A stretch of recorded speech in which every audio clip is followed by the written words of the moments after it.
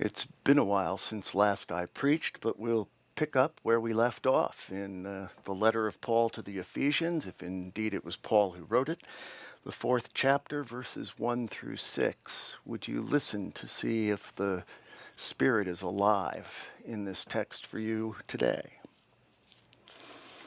I, therefore, Paul, a prisoner for the Lord, beg you to lead a life worthy of the calling to which you have been called.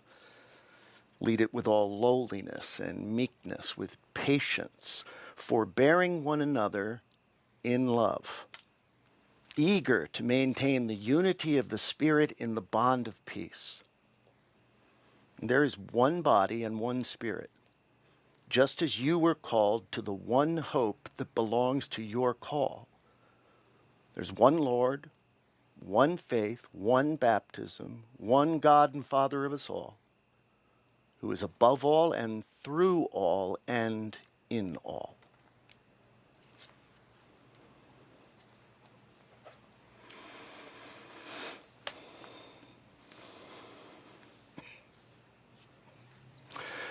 There is something gorgeous about a life well lived. People can just kind of feel it when they're around somebody who is living life well. I've been reading a book by Louis Consolino on the neuroscience of human relationships, and he imagines that human brains never developed outside of the context of other brains. And so he talks about the social brain, the way human beings come together, and he uses the metaphor of a social synapse. You know, of course, the neurons in our brains have synapses, spaces and connections where information is transferred from one cell to the next. And he talks about the social synapse in human society. And it seems to me that a life well lived almost acts as a neurotransmitter, one of those chemicals that lets the communication happen quickly.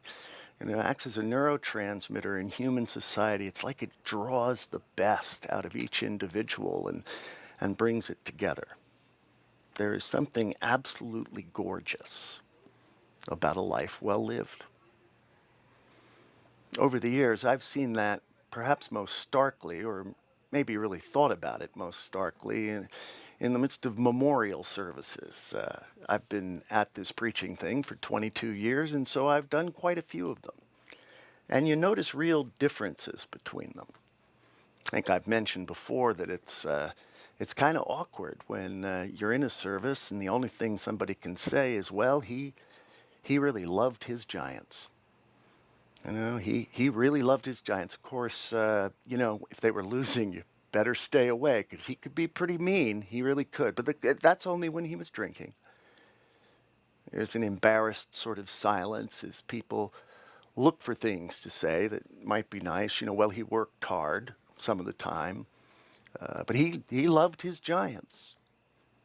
That's then as the service is ending, invariably in a service like that, people talk to me on the way out. And they'll say something to me like, a good job, that was hard because he was really mean. You know, it's like they're telling me a secret. It's an ugly life at that point. It's not a life well lived. Compare that to a service where an 8-year-old boy, terrified, comes up to the microphone but determined, because he wants to tell the story about the day that his grandma dropped everything and came over and baked cookies because when he came home from school, his mother wasn't there.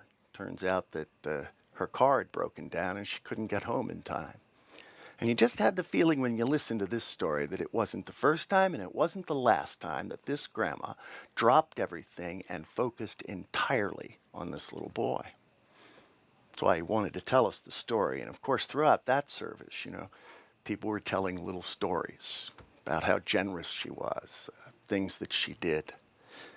Now, you know, it's entirely possible that she loved the Giants, and that's fine, though I think it's a little more likely she loved the Yankees. But on the way out of church, what people say to me in a service like that is, I never knew that about her. I'm not surprised. I'm going to miss her.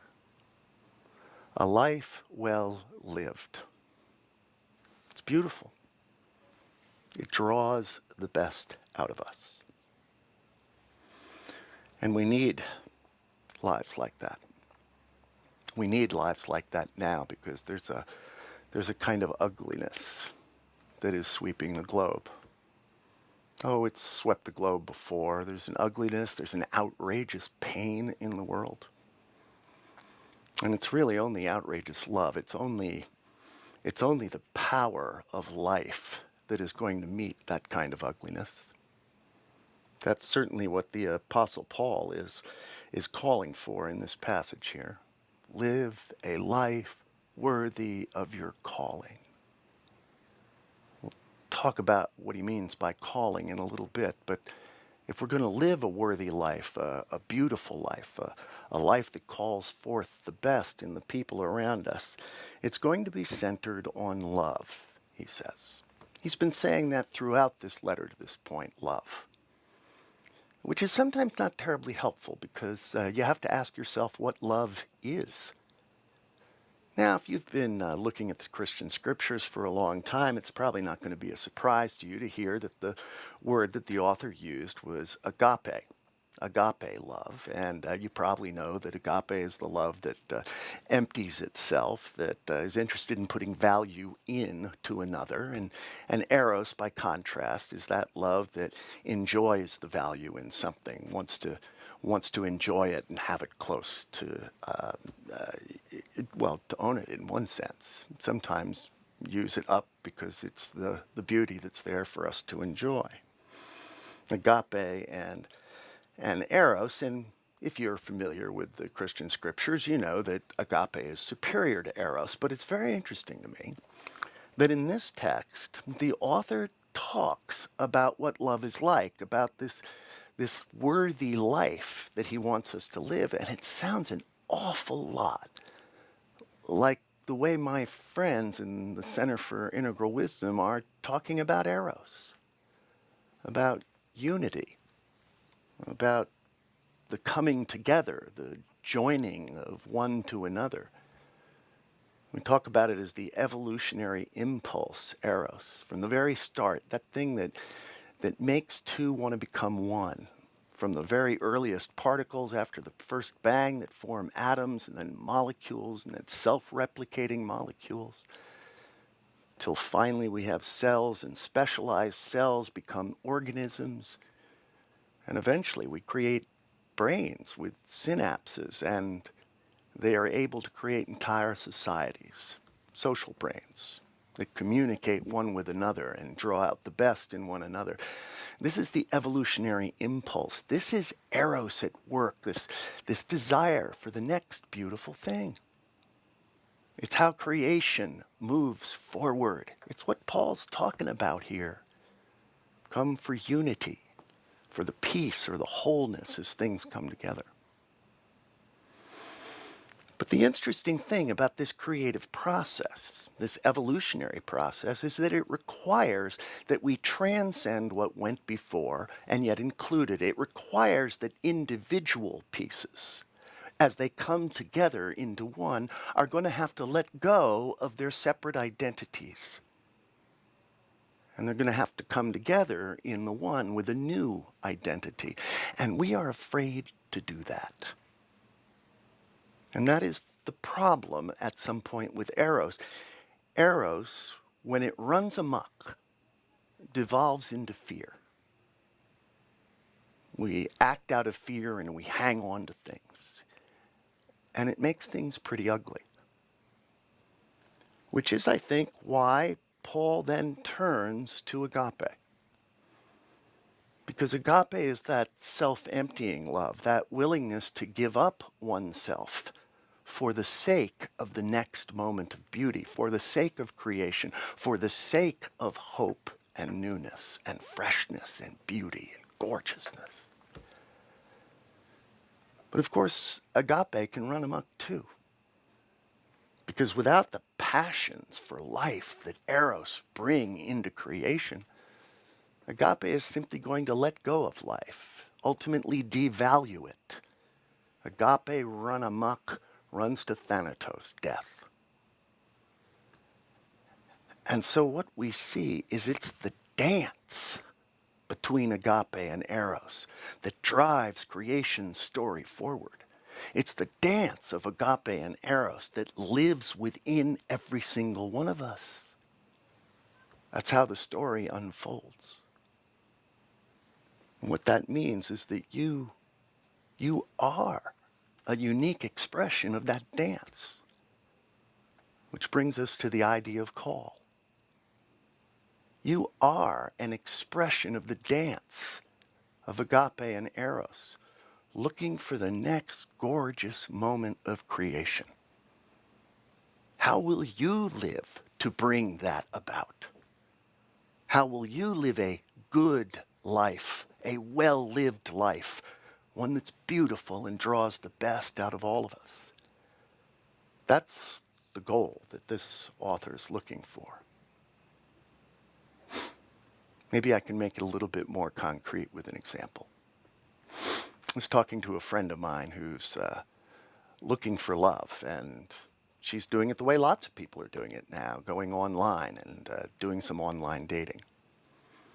And as she does that, and this is something that really comes, it's almost built into the process. She's got really a list of qualifications that a guy has to have before she'll really consider opening up to it. It's like she has some desires, the things she wants that she's going to enjoy in a man. And I think we all know intuitively that ultimately that's pretty empty, because that's not a willingness for an individual to let go of themselves and give to somebody else. Oh, it's true that we need to have some compatibility, and certainly we need to enjoy the other. But that kind of eros run amok leads instead to a kind of fear and a closedness. It doesn't lead to partnership in one.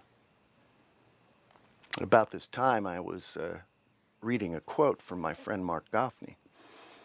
He said that sometimes his students ask him, how will I know if I've found true love? And he says usually what he says first is go ask somebody who would know something about that. But if they press him, he says there's a litmus test. If you have a checklist of things that people have to do to satisfy you, you probably haven't found it.